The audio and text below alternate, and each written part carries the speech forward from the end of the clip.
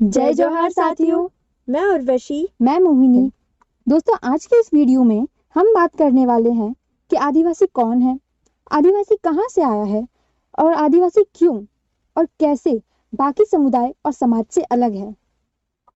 तो दोस्तों, इसको समझने के लिए हमें ह्यूमन एवोल्यूशन यानी कि मानव विकास को समझना बहुत जरूरी है।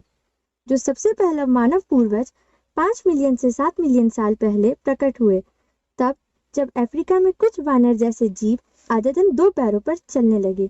इन जीवों को हम कॉमन एंसेस्टर्स कहते हैं। इसके बाद 5 मिलियन साल बाद ऑस्ट्रेलोपिथेकस, 5 लाख साल बाद होमो इरेक्टस, 2,50,000 साल बाद होमोनॉइड्स है। होमोनॉइड स्टेज में they developed their capacity of language, मतलब कि उन्होंने थोड़ा थोड़ा बोलना शुरू कर लिया था। उसके बाद 35,000 साल बाद मॉडर्न होमो सेपियंस यानी कि आधुनिक मानव आया। यह वह स्टेज है जहां इन्होंने आग जलाना, शिकार करना, पत्थरों से औजार बनाना और आपस में बातचीत करना भी सीख लिया था। हालांकि आगे चलकर मानव ने भोजन जुटाने के कई और तरीके भी अपना लिए थे, पर शिकार और संग्रह करके यानी कि इधर उधर से खाने पीने की चीजें तलाशने और बटोरने का तरीका भी चलता रहा। धीरे धीरे इन्होंने समुदाय से बस्तियां और नगरों तक का निर्माण भी कर लिया था। लेकिन आज भी दुनिया के कुछ भागों में शिकारी संग्रह समाज यानी कि हंटर गैदरर सोसाइटीज है, जो शिकार और संग्रह करके अपनी भोजन व्यवस्था करते हैं। इसीलिए विशेषज्ञों को लगता है कि वे आज के शिकारी संग्रह समाज के लोगों की जीवन शैली का अध्ययन करके अतीत की जानकारी प्राप्त कर सकते हैं। आज हमें आदिमानव के इतिहास की जानकारी मानव के जीवाश्म यानी कि फॉसिल्स, पत्थरों के औजारों और गुफाओं से मिलती है। जो हंटर गैदरर सोसाइटीज हैं यानी कि शिकारी संग्रहक समाज, उन्होंने आगे भी चलकर शिकार करके खाना खाना, जंगलों में रहना बरकरार रखा और यह हमेशा सिविलाइज्ड सोसाइटी से दूर रहे। इसलिए इनका विकास धीरे धीरे हुआ।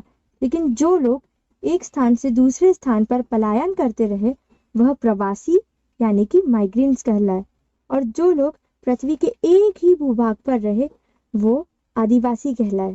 आदिवासी शब्द आदि और वासी से मिलकर बना है, अर्थात अनादिकाल से एक ही भौगोलिक स्थान पर वास करने वाला व्यक्ति, समुदाय, मूलवासी आदिवासी कहलाता है। वे अपनी अलग अलग रीति रिवाज, परंपरा, वेशभूषा, सामाजिक व्यवस्था, भाषा, बोली, संस्कृति के साथ अनादिकाल से प्रकृति के अनुरूप सहोदर जीवन यापन करते हैं।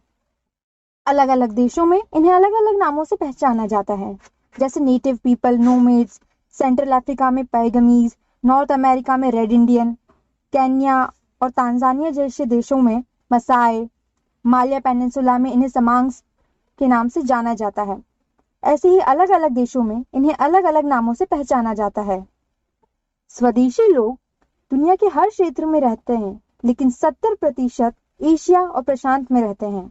इसके बाद अफ्रीका में 16.3%, लैटिन अमेरिका और कैरिबियन जैसे देशों में 11.5%, उत्तरी अमेरिका में 1.6% और दक्षिणी एशिया में 8.3% आदिवासी निवास करते हैं।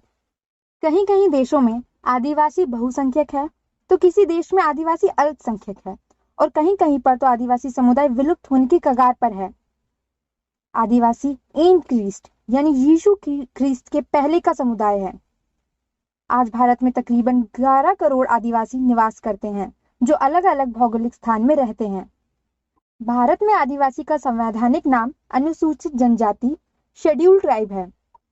क्योंकि आदिवासियों में मौखिक प्रचलन ज्यादा रहा है, इसलिए इनके इतिहास की जानकारी बहुत ही कम लोगों को होती है। आज भी आदिवासियों का निवास अधिकतर पहाड़ों, जंगलों, नदियों के पास प्रकृति के बीच होता है।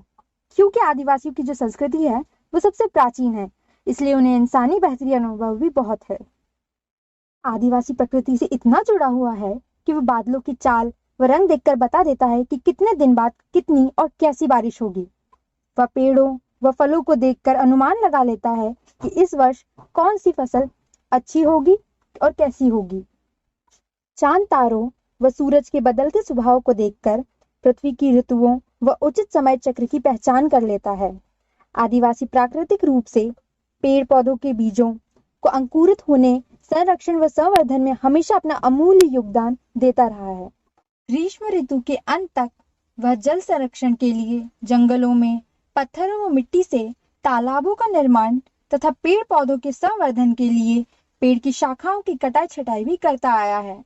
वह प्रकृति से उतना ही लेता है जितना उनके जीवन के लिए आवश्यक होता है। अनावश्यक प्रकृति से लेकर संग्रहित करने का स्वभाव उनमें नहीं है। ऐसे ही प्रकृति से जुड़ी तमाम चीजों के बारे में आदिवासी जानकारी रखता है। इसीलिए तो आदिवासियों को प्रकृति प्रेमी कहा जाता है।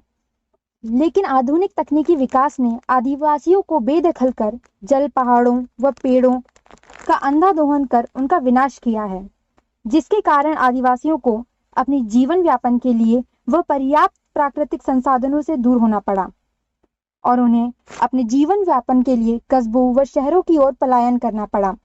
इसका प्रभाव यह हुआ कि आदिवासी प्रकृति से दूर होता गया और वह अपनी मूल परंपरा और जीवन शैली को भूलता गया।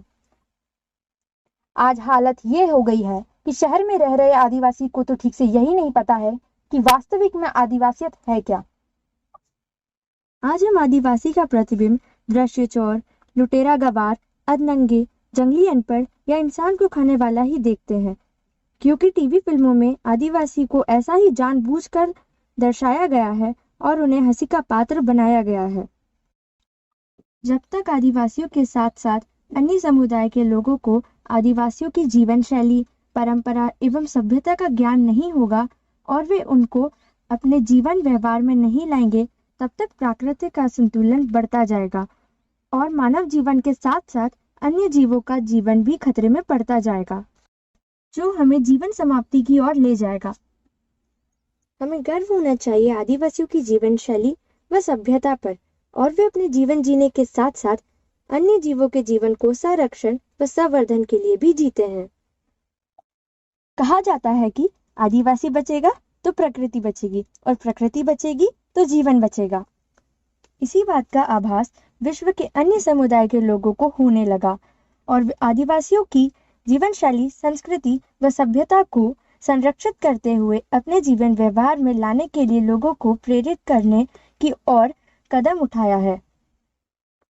संयुक्त राष्ट्र संघ ने प्रथम बैठक 1994 को विश्व आदिवासी दिवस की घोषणा कर प्रत्येक वर्ष 9 अगस्त को विश्व आदिवासी दिवस हर्षोल्लास के साथ मनाने का निर्णय लिया। ऐसे ही doctor Shailendra Saraf, vice chairman of pharmacy council of India, उन्होंने अपने seminar potential of tribal medicine to treat life threatening diseases, यानी कि जानलेवा बीमारियों से बचने वाली आदिवासियों की दवाओं की संभावनाएं में उन्होंने बताया था कि आदिवासी दरअसल इस धरती के सबसे पुराने बाशिंदे हैं और आदिवासियों ने प्रकृति से ही जान बचाने के नुस्खे सीखे हैं, जिससे वे न केवल बीमारियों से बचते रहे हैं बल्कि उनके शरीर की रोग प्रतिरोधक क्षमता भी काफी उन्नत होती थी।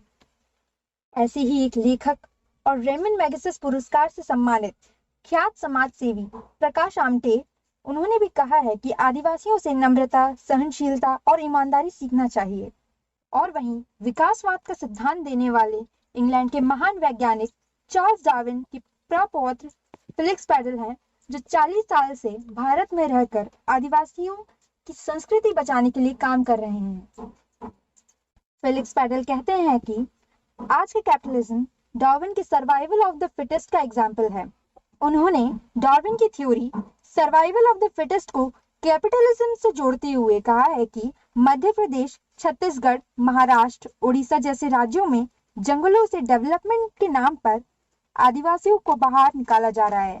फेलिक्स का मानना है कि जंगलों को आदिवासियों को ही सौंप देना चाहिए। हम लोकतंत्र उन पर थोपने की कोशिश कर रहे हैं, जबकि आदिवासी ही सबसे ज्यादा लोकतांत्रिक है। आज भी कई आदिवासी जंगलों में, गांवों में कम संसाधनों के बीच रह रहे हैं, जहां इंटरनेट तो दूर, बिजली का एक तार भी नहीं है, जो कि अपनी संस्कृति और परंपरा को बचाए हुए हैं। यूं तो हर कोई अपने आप को शेर कह सकता है, लेकिन जंगल में रुकने की हिम्मत सिर्फ एक आदिवासी में है। हम उम्मीद करते हैं दोस्तों आपको हमारी वीडियो पसंद आई होगी। So don't forget to like, share and subscribe to my channel and press the bell icon, ताकि आपको हमारी आने वाली हर वीडियो की नोटिफिकेशन मिलती रहे। So wait for our next video. तब तक के लिए टाटा, बाय बाय, सायोनारा, खुदा हाफिज, जय जोहार।